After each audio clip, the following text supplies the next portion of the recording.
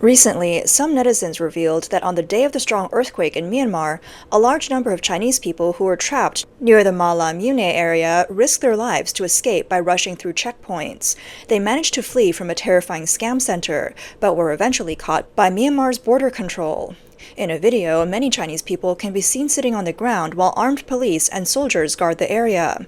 The person filming the video was careful not to get too close, fearing they would be noticed by the Myanmar police and military. On March 28th, after the earthquake struck Myanmar, with a magnitude of 8, there was a lot of attention on whether the victims trapped in the scam centers would try to escape amid the chaos. Scam centers are compounds kidnapped victims are forced to make scam calls. It was reported that some buildings at the scam centers collapsed, and some people took advantage of the confusion to escape. However, the notorious KK Center continued to operate as usual, with victims sending out desperate messages. According to reports from Taiwan, the acting chairman of the Taiwan International Anti-Fraud Association said that after the earthquake, the scam centers would stop work immediately and gather in a designated area for shelter. Some victims took the opportunity to escape and even stole money from the scam centers. As a result, the centers placed bounties on those who had fled. The earthquake caused devastating damage to some scam centers in northern Myanmar. As for the notorious KK Center, which is over 300 kilometers away from the earthquake's epicenter, it was barely affected by the earthquake, and its scam activities continued as usual. Victims who had hoped to escape during the earthquake found themselves trapped in despair. A Malaysian international humanitarian organization revealed that after the earthquake, they contacted a Chinese victim trapped in the KK Center. After confirming their safety, they attempted to rescue them, but the center had not been affected by the earthquake. The victim reportedly said they had hoped for an earthquake at the center, thinking it would allow them to escape.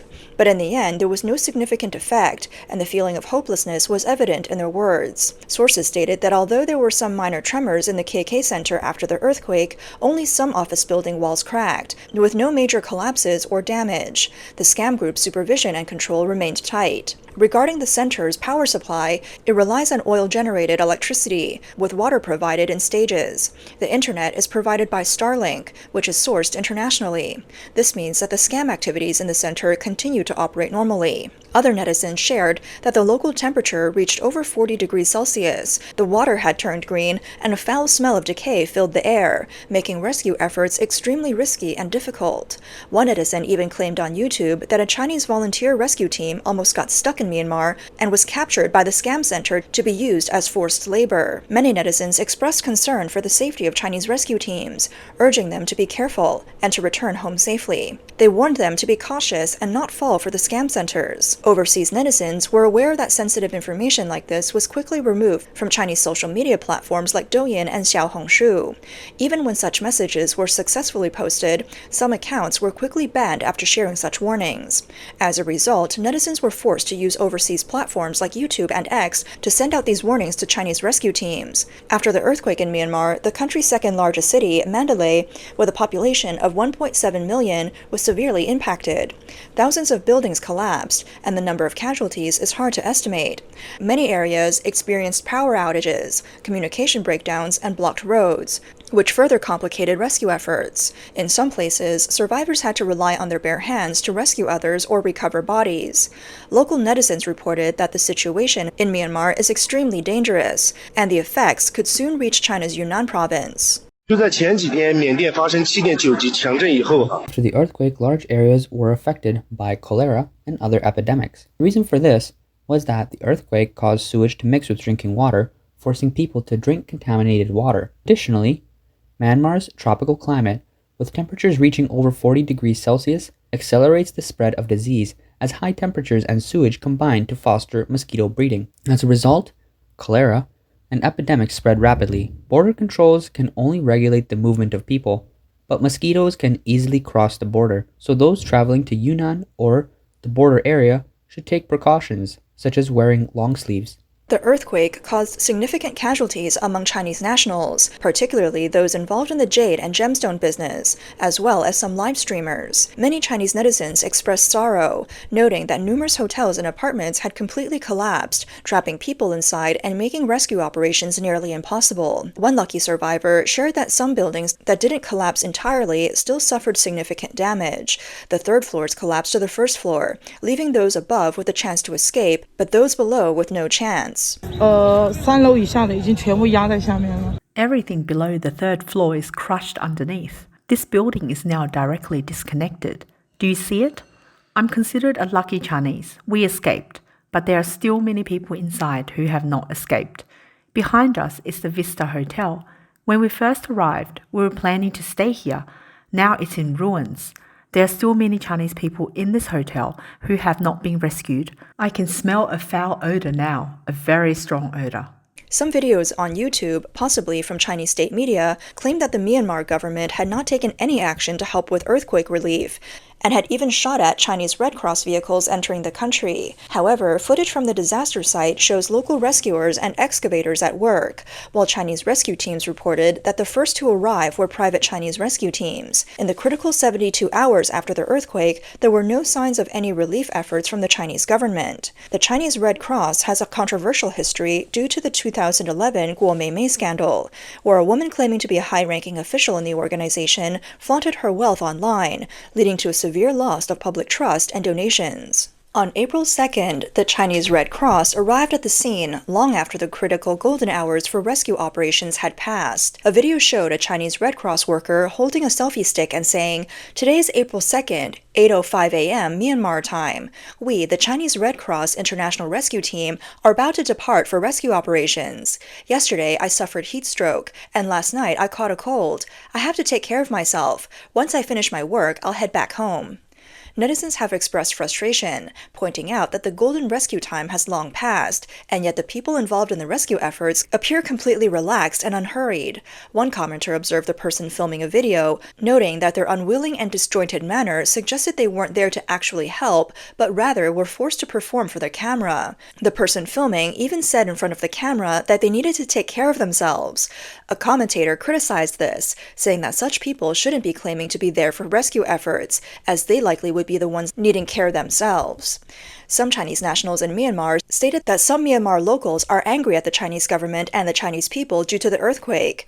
They believe that the earthquake was divine punishment caused by the many wars and wrongdoings in Myanmar, which they associate with China's involvement. Many in Myanmar are aware of the terrible events at the KK Scam Center and the instability caused by gang wars, which they believe are being manipulated by the Chinese government.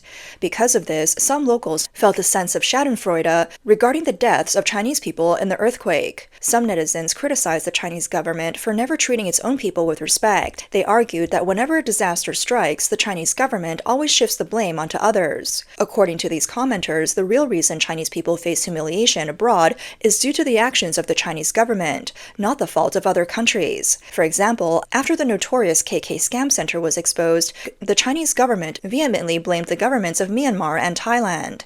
However, the military government in Myanmar is heavily influenced by China, and the Chinese government is seen as the mastermind behind these criminal activities. Reports suggested that Thai government has been pressured by China to provide power and internet services to the scam center at the Thai-Myanmar border. Once the KK Scam Center was exposed, the Chinese government shifted the blame to Thailand. There were also reports that after Chinese people escaped from the KK Scam Center and sought help at the Chinese consulate, the consulate sent them back to the scam center. A few months ago, the case of actor Wang Xing being kidnapped in Thailand and taken to a scam center in Myanmar gained widespread attention in China. After Wang Xing's family paid a ransom of 2 million yuan, he was rescued with the help of Thai police and the Chinese embassy in Thailand. This high-profile case involving transnational crime and ransom should have remained a focus of social attention. However, strangely, after Wang Xing returned to China, the media went silent. There was no further in-depth reporting on the case, and Wang Xing himself itself has disappeared from the public eye. Neither the Ministry of Public Security, the Ministry of Foreign Affairs, nor any relevant authorities provided any follow-up or clarification on the case, making it seem as though the entire incident had never occurred. The outside world generally views this phenomenon as highly unusual. When any country's citizens, especially celebrities, are kidnapped abroad by transnational criminal groups, both the government and public opinion typically continue to track the case until the truth is revealed. However, in the case of Wang Xing, the Chinese media remained silent, and the government avoided the issue entirely. There was no official statement offering condolences to the victim or releasing information about the case. It is worth noting that early on, the Chinese Ministry of Foreign Affairs announced plans to work with Myanmar and Thailand to combat transnational telecom fraud. Later, it was reported that Myanmar had deported several Chinese nationals suspected fraud. What is puzzling, however, is that these actions appeared more like a publicity stunt. The true perpetrators behind the kidnapping of Wang Xing and thousands of other ordinary people have yet to be addressed. Scam zones in northern Myanmar, such as Myawaddy, have long been notorious. What is shocking is that key elements like power supply, communications, bank card registration, online systems, management personnel, and even armed security are all directly controlled and participated in by Chinese people. Though telecom fraud appears to be happening in Myanmar, the core elements, from funding flows and technical support to personnel management, are firmly controlled by Chinese nationals. In other words, the so-called fraud in northern Myanmar is merely located in Myanmar, but in reality, it is an extension of China's black market interests. The handling of the Wang Xing case clearly shows that the Chinese Communist Party itself did not want the situation to escalate. Because parts of the CCP system are directly involved or complicit in the existence of this transnational telecom fraud network and even profit from it, once Wang Xing was rescued, they quickly suppressed public opinion and blocked information to prevent further developments. The plight of ordinary fraud victims has long been ignored, perhaps because they were not as well known as Wang Xing. However, the fact that even a famous actor like him did not receive public justice or attention only highlights the situation. After Wang Xing was rescued, many netizens raised questions. Wang Xing is back, but I still don't understand. How did the criminal gang reach into the entertainment industry? Why target celebrities and human trafficking? Isn't that asking to be exposed? It turns out that the seemingly quietly set trap has been targeting second-tier celebrities as an important part of the fraud group's goals. Famous casting director Bi Ying-jie stated that scams have always existed in the film and television industry, but cases of human trafficking on this scale have not been widely heard of before. He suspects that this is a new form of crime. He pointed out that fraud groups target the film and television industries for two reasons. First, due to the harsh economic environment, some industry professionals may skip due diligence in a rush to improve their financial situation. Second, film and television professionals tend to be more emotional and focused on scripts and roles, making them relatively easy to deceive. Bi Ying-jie revealed that after the incident, there was a lot of anxiety, attention, and anger within the industry. Many celebrities shared related reports, hoping to help rescue the victims. As an experienced casting director, he advised industry professionals, after receiving a script, ask who the leading actors are, which production company is involved, and which platform will broadcast it. A netizen familiar with the film and television industry commented, "The fraud gang targeting Chinese film and television professionals has deeper, more disturbing motives behind it. Most of these actors and models are young and attractive. They're also already trained performers, so it's easy for them to take on roles within a scam operation without any preparation. Whether they're involved willingly or are forced into it, once they become tools or accomplices of these criminal groups, the damage they can cause is far greater than what ordinary people or amateurs could do." Many of these young people in the entertainment industry also have large social circles. That means their family and friends could also end up becoming potential victims in this criminal network. Running such a powerful criminal operation inside China and targeting people in the entertainment industry shows how deeply rooted and powerful these scam groups are. This is clearly not the work of an ordinary criminal gang. That's why, even now, directors aren't pointing out who's really behind these crimes. They don't dare to. All they can do is quietly warn people in the industry as best they can. In recent years, the Chinese Communist Party has repeatedly said on the international stage that it is cracking down on telecom fraud. It has announced joint operations with Southeast Asian countries, but in reality, the ones being arrested are usually low-level scammers, or scapegoats. The groups that control the scam zones and hold real power remain untouched. The stolen money continues to flow back into China, often through underground banks, digital currencies, and even some state-owned banks. Telecom scams targeting Chinese people have have been going on for more than a decade. During this time, the CCP and neighboring Southeast Asian governments have repeatedly claimed to be cracking down on them, but the details about these operations remain hidden. The key steps like kidnapping, scamming, money laundering, and ransom payments have never been publicly explained, and the real masterminds have never been exposed. Every so-called joint operation just looks like a performance to show results. Once the action ends, the scam zones don't shrink. In fact, they grow even more active and organized, turning into stable criminal industries. The recent earthquake in Myanmar brought public attention back to the notorious scam center KK Park. But when the rescue of Wang Xing made headlines internationally, inside China, the silence around it was strange, and that silence only made the truth clearer. Telecom fraud is no longer just the work of foreign gangs. It has evolved into a highly organized transnational crime network, and behind it there are undeniable links to China's public security forces, paramilitary police, powerful interest groups, and underground financial systems. Because the ties run so deep, the CCP has chosen to remain silent about Wang Xing's experience, suppressing the truth to stop even more details from coming out. Some netizens have also pointed out that Chinese people who managed to escape from scam parks have been arrested by Myanmar's military and police.